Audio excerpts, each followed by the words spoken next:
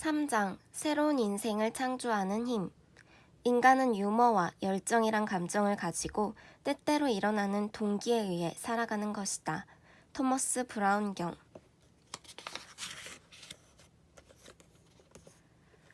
미국 수도에서 250마일도 채 안 되는 곳에서 제트 여객기 한 대가 폭설이 몰아치는 내셔널 공항에서 이륙하던 중 추락했다.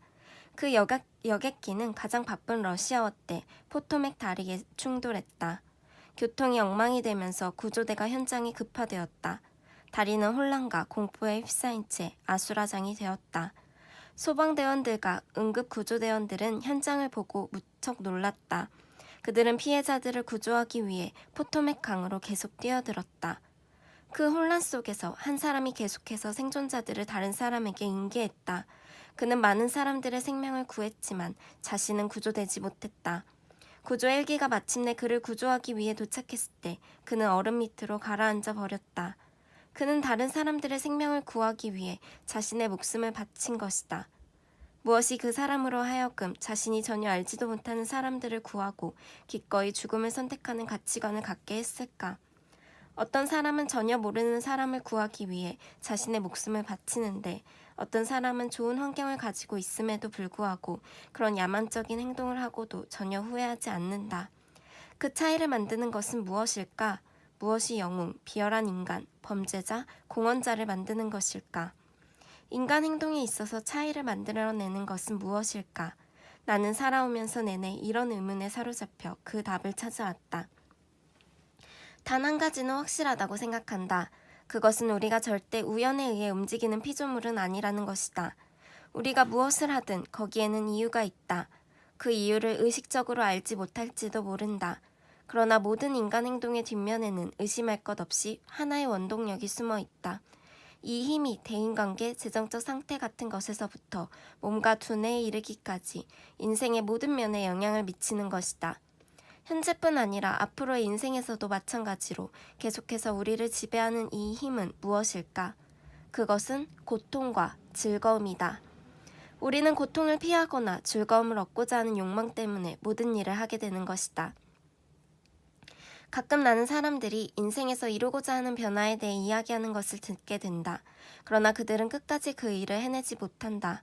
그들은 행동을 취해야 한다는 것을 알고 있기 때문에 좌절하고 질려버리고 심지어는 자신에 대해서 화를 내기도 한다. 거기에는 단 한 가지 기본적인 이유가 있다. 결과에 선행하는 원인은 건드리지 않고 결과만 변화시키려고 하기 때문이다. 고통과 즐거움의 효과를 이해하고 활용하면 처음으로 그리고 앞으로도 영원히 지속적으로 변화를 이끌어내어 자신뿐 아니라 사랑하는 사람들을 위해서 이루고 싶었던 성공을 실현할 수 있을 것이다. 이 원리를 이해하지 못하면 동물이나 기계처럼 단순 반응하며 살아갈 것이다. 이 말이 지나치다고 하는 사람도 있겠지만 한번 생각해보라. 왜 우리는 해야 하는 줄 알면서도 하지 못하는 것들이 있는가? 지연시킨다는 것은 무엇을 뜻하는가? 그 말은 어떤 일을 해야 한다는 걸 알면서도 여전히 그 일을 하지 않는다는 것을 뜻한다. 왜 하지 않을까? 답은 간단하다. 그 일을 하는 것이 그것을 지연시키거나 질질 끄는 것보다 더 고통스러울지 모른다고 믿기 때문이다. 혹시 오랫동안 질질 끌던 일을 도저히 더 이상 미룰 수 없다는 부담감 때문에 그 즉시 처리해버린 경험이 있는가? 바로 그 순간 무슨 일이 생긴 것일까? 당신은 고통과 즐거움의 연결을 뒤바꾼 것이다. 갑자기 그 일을 질질 끄는 것이 하는 것보다 더 고통스럽게 된 것이다. 이것은 대부분의 미국 사람들이 세무신고 마감일 전후에 겪는 공통적인 현상이기도 하다. 고통이 필요하기도 전부터 고통을 겪는 사람은 필요 이상으로 고통을 겪는 것이다. 세네카. 평소에 꿈꿔오던 이상형의 남자나 여자를 만났을 때 그 사람에게 접근하기 어렵게 하는 요인은 무엇인가? 무엇이 여러 해 동안 계획해오던 여러 새로운 사업의 시작을 주저하게 하는가? 왜 다이어트를 계속 망설이는가? 왜 논문을 마무리 짓지 못하는가? 왜 더 나은 투자를 위한 관리를 시작하지 않는가? 무엇이 당신으로 하여금 꿈꾸어오던 삶을 살지 못하게 하는가? 만약 이런 모든 시도로 얻을 수 있는 이익과 그 시도에서 반드시 얻게 될 인생의 즐거움을 알고 있다고 치자. 그렇더라도 그 순간 그렇게 시도할 기회를 잃어버리는 것보다 그것을 위해 필요한 일을 하는 것이 더 큰 고통이라고 여기기 때문에 행동으로 옮기지 못하는 것이다. 최악의 경우에 만일 그 사람에게 먼저 접근했다가 거절당한다면, 현재 안정된 직업을 포기하고 새 사업에 뛰어들었다가 실패한다면, 만일 다이어트를 시작해서 고통을 겪었는데도 다시 체중이 불어난다면, 투자 때문에 돈을 몽땅 날린다면 그러면 시도조차 할 필요가 없지 않은가. 대부분의 사람들은 이익에 대한 소망보다 상실에 대한 두려움이 훨씬 더 크다. 지난 5년 동안 벌어모은 10만 달러를 도둑맞는 것을 막는 것과 향후 5년 동안 10만 달러를 벌 수 있는 기회 가운데 어느 것이 더 매력적이겠는가.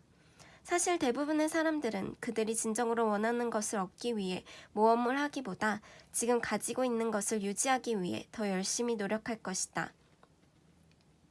성공의 비결은 당신이 고통과 즐거움에 휘둘리는 것이 아니라 그 고통과 즐거움을 활용하는 법을 배우는 것이다.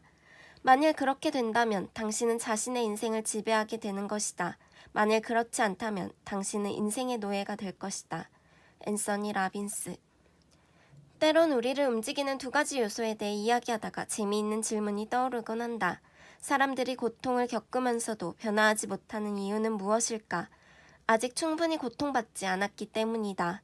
그들은 아직 감정 한계라고 부르는 정도까지 도달하지 못한 것이다.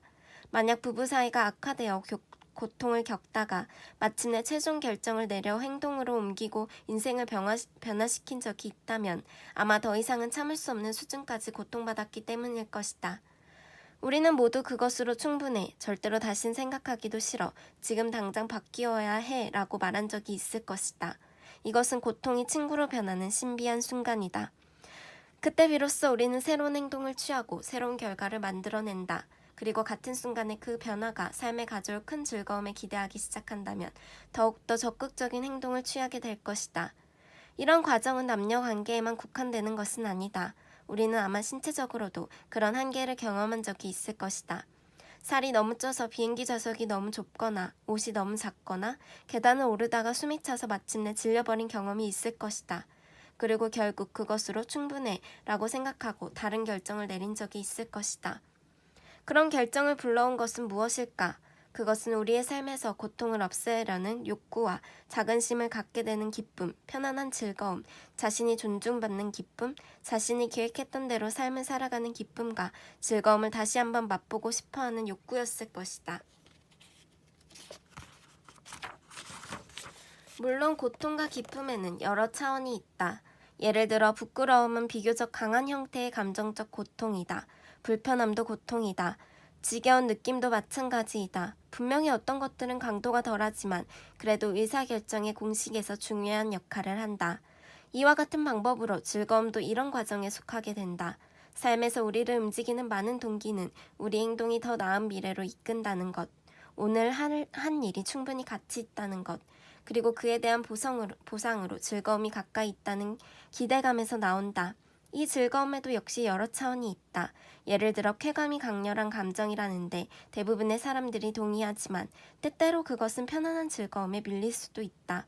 그것은 모두 개인의 관점에 달려있다. 예를 들어 당신이 점심시간에 베토벤 교향곡이 흐르는 공원을 지나고 있다고 하자. 멈춰서서 들을 것인가? 그것은 당신이 고전 음악에 어떤 의미를 두느냐에 달려있다. 어떤 사람들은 에로이카 교향악의 씩씩한 선율을 듣기 위해 갖고 있는 모든 것을 내려놓을 것이다. 그들에게 베토벤은 완전한 즐거움이다. 그러나 다른 사람에게는 어떤 종류의 고전 음악도 페인트가 마르기를 지켜보는 것처럼 지루하다. 그런 사람들이 고전 음악을 듣는 일은 고통이다. 그래서 그들은 재빨리 공원을 지나 사무실로 돌아간다. 그러나 고전 음악을 아주 좋아하는 사람들 가운데도 어떤 사람은 멈춰서지 않을 것이다. 아마 그런 음료를 듣는 기쁨보다 사무실에 늦게 가서 겪게 되는 고통이 더 크기 때문일 것이다. 아니면 한낮의 음악 감상이 귀중한 시간의 낭비라고 생각하기 때문일지도 모른다. 또한 그 음악이 가져다줄 기쁨보다 불성실하고 부적절한 행동에 따르는 고통이 더 크다고 생각하기 때문일지도 모른다. 우리의 삶은 이런 종류의 마음속 협상으로 가득 차 있다. 우리는 끊임없이 자신이 제안한 행동과 그것이 미칠 영향을 저울질하고 있다.